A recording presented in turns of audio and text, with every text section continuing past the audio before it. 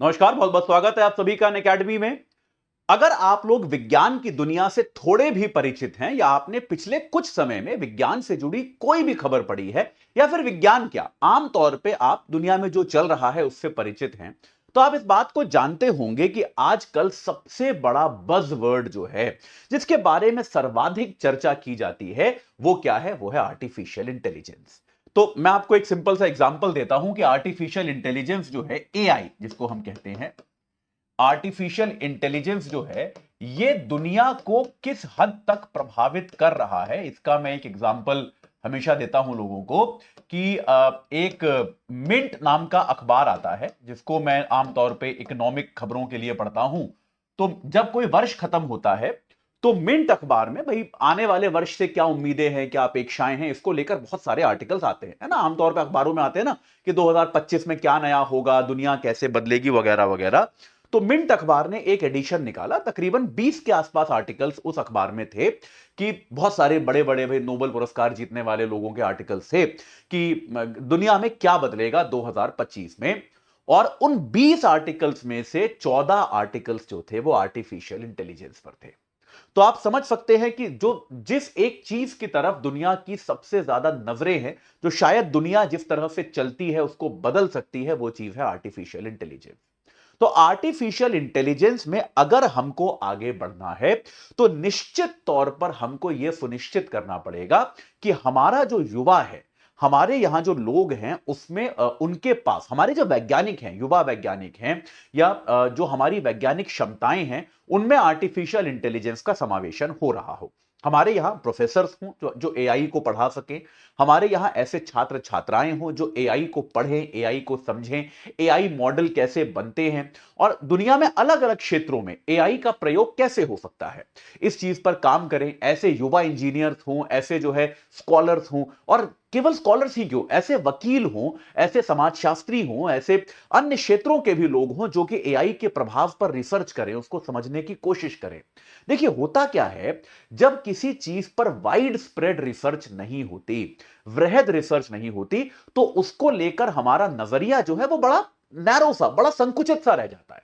जैसे अगर मैं आपसे पूछूं आज की तारीख में कि एआई क्या है, तो आप में से जिन लोगों को पता है, जिनको नहीं पता उनको तो कुछ भी नहीं पता, खैर, लेकिन जिनको पता है एआई, वो भी शायद चैट जीपीटी से ज्यादा कुछ ना बता पाए कि एआई मतलब चैट जीपीटी। आप क्वेश्चन पूछो वो आंसर देगा।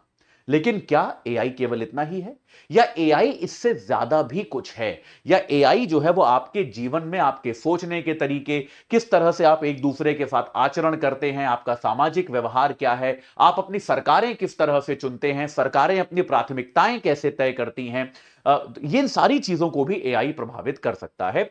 तो इन सभी पक्षों को जानने के लिए एआई पे विस्तृत रिसर्च की आवश्यकता है। और आमतौर पे क्या होता है, अगर हम ऐसा नहीं करेंगे तो हम एआई के कंज्यूमर बन जाएंगे, है ना। हम क्या करेंगे, हम एआई के एक बहुत बड़े उपभोक्ता बन जाएंगे।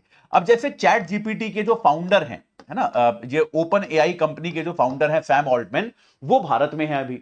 और अभी उन्होंने क्या हुआ, मैं आज ही उनका एक इंटरव्यू पढ़ रहा था, उन्होंने कहा था कि भारत जो है एआई के लिए हमारा दुनिया के सबसे बड़े बाजारों में से एक है। यानी कि दुनिया में बहुत ज्यादा एआई का कंजम्पशन, एआई का उपभोग भारत में होने वाला है। लेकिन एक देश के तौर पे क्या आप केवल एआई के उपभोक्ता बनना चाहते हो, या फिर आप एआई के सृजनकर्ता भी बनना चाहते हो कि यार हम खुद भी एआई बनाते हैं? हमारे यहां भी एआई के स्टार्टअप्स हैं, हमारे यहां भी एआई की कंपनियां हैं जो अलग अलग क्षेत्रों में बहुत विस्तृत वृहद एआई कर रही हैं। या फिर हमारे यहां ऐसे वकील हैं, ऐसे लोग हैं, ऐसे न्यायविद हैं, ऐसे प्रोफेसर्स हैं, ऐसे स्कॉलर्स हैं जो अगर दुनिया में कहीं भी एआई को लेकर प्रॉब्लम आएगी तो अपनी सेवाएं देने के लिए तत्पर हैं। कौन सी परिस्थिति बेहतर है, केवल उपभोक्ता की या फिर उसके निर्माता की? मेरे ख्याल से हम में से किसी को कोई संदेह नहीं होगा कि हमको निर्माता बनना चाहिए। यह बात सही है कि नहीं है? केवल उपभोक्ता बनोगे तो यार फिर हम पीछे रह जाएंगे। तो ऐसे में अब क्या हुआ है, महाराष्ट्र सरकार ने इसमें पहली प्राथमिकता ली है। महाराष्ट्र सरकार ने एक कदम उठाया है, हालांकि उस कदम को लेकर बहुत ज्यादा स्पष्टता इस समय नहीं है, लेकिन महाराष्ट्र सरकार ने घोषित किया है कि भारत का पहला एआई विश्वविद्यालय, भारत का पहला आर्टिफिशियल इंटेलिजेंस पर रिसर्च करने के लिए बनने वाला विश्वविद्यालय, वो कहां खुलेगा? वो महाराष्ट्र में खुलेगा। ये विश्वविद्यालय जो है इसकी स्थापना महाराष्ट्र में की जाएगी। यह घोषणा महाराष्ट्र सरकार ने कर दी है। महाराष्ट्र के जो राज्य के आईटी मिनिस्टर हैं, सूचना एवं प्रौद्योगिकी के मंत्री हैं आशीष शेलर साहब, उन्होंने यह घोषणा की है कि महाराष्ट्र देश का पहला राज्य बनेगा जो आर्टिफिशियल इंटेलिजेंस को पूरी तरह से समर्पित एक विश्वविद्यालय बनाएगा। अब यह विश्वविद्यालय किस तरह का होगा? क्या यहां पर अंडर ग्रेजुएट कोर्स होंगे? क्या यहां पर केवल अनुसंधान होगा? ये किस तरह की डिग्रियां ऑफर करेगा? किस तरह के कोर्स ऑफर करेगा? ये सारी डिटेल अभी है नहीं, क्योंकि कोई भी यूनिवर्सिटी को बनने में एक अच्छा खासा समय लगता है। लेकिन वैचारिक तौर पर यह क्लियर है कि एआई पे आधारित विश्वविद्यालय जो है ये बनाया जाएगा। और उन्होंने यह भी कहा है कि इसको हम एक सेंटर ऑफ एक्सीलेंस की तरह डेवलप करेंगे। इसका विकास जो होगा वो एक सेंटर ऑफ एक्सीलेंस की तरह जो है किया जाएगा।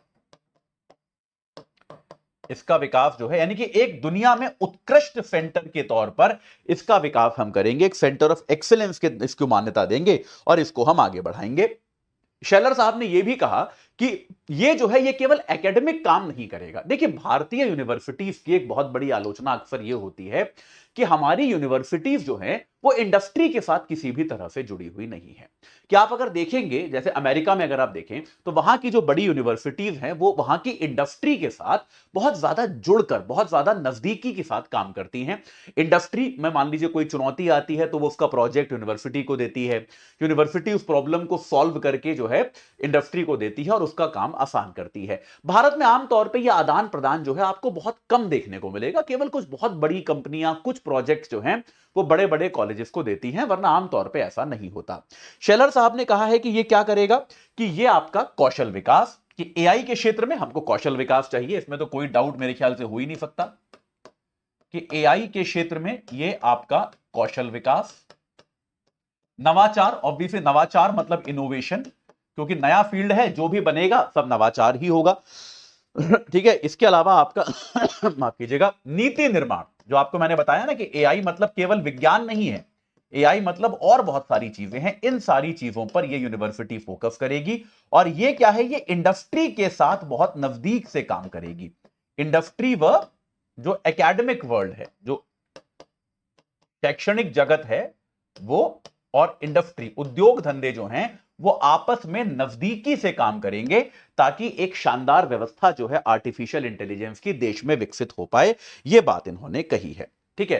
तो इस यूनिवर्सिटी के विकास के लिए एक टास्क फोर्स बनाई गई है और ये जो आईटी विभाग के जो प्रमुख सचिव हैं, महाराष्ट्र राज्य के जो आईटी के प्रमुख सचिव हैं, इंफॉर्मेशन टेक्नोलॉजी के जो प्रमुख सचिव हैं वो इसके अध्यक्ष हैं। अभी एक ये टास्क फोर्स बनाई गई है क्योंकि बहुत सारे निर्णय लेने होंगे।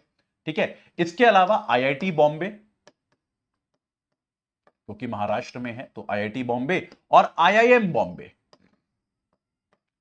इन दोनों के जो निदेशक हैं वो इसके सदस्य बनाए गए हैं। आईआईटी और आईआईएम दोनों बॉम्बे में हैं, मुंबई में हैं, तो भाई इन दोनों के जो निदेशक हैं उन दोनों को इसमें शामिल किया गया है।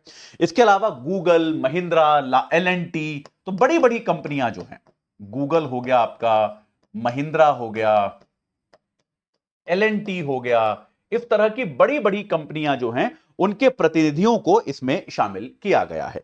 ठीक है, यह बात क्लियर है। इसके अलावा केंद्र सरकार का जो इलेक्ट्रॉनिक्स मंत्रालय है, जिसको मीटी बोलते हैं, MEITY, जो आपका केंद्र सरकार का मीटी मंत्रालय है, उस मंत्रालय का प्रतिनिधि भी इसमें शामिल किया जाएगा। और इसके अलावा भारत सरकार का एक जो data security council of India है, डेटा सुरक्षा काउंसिल ऑफ इंडिया, हमारी डेटा सुरक्षा काउंसिल का प्रतिनिधि भी जो है इसमें शामिल होगा। तो अभी वैसे भी ये बहुत ही शुरुआती समय है, तो ये सब लोग कुल मिलाकर इन्होंने क्या किया है, एक टास्क फोर्स बनाई गई है और ये टास्क फोर्स अब जो है ये विश्वविद्यालय का एक आउटलाइन तय करेगी। जो आपको मैंने बहुत सारे सवाल पूछे ना कि भाई किस तरह का कोर्स बनाएगी, केवल अंडर ग्रेजुएट होगा, पोस्ट ग्रेजुएशन होगा, विद्यार्थियों का चयन कैसे होगा, प्रोफेसरों का चयन कैसे होगा, क्या भारत के लोगों के लिए होगा कि बाहर के लोगों के लिए भी होगा, कहां पे, महाराष्ट्र में किस जगह ये कैंपस खोला जाएगा, वहां पर जो है क्या ये रिमोट कैंपस होगा कि एक एक कहीं पर स्थायी कैंपस होगा। तो इस तरह के बहुत सारे निर्णय हैं जो आप एक यूनिवर्सिटी खोलते हुए लेते हो।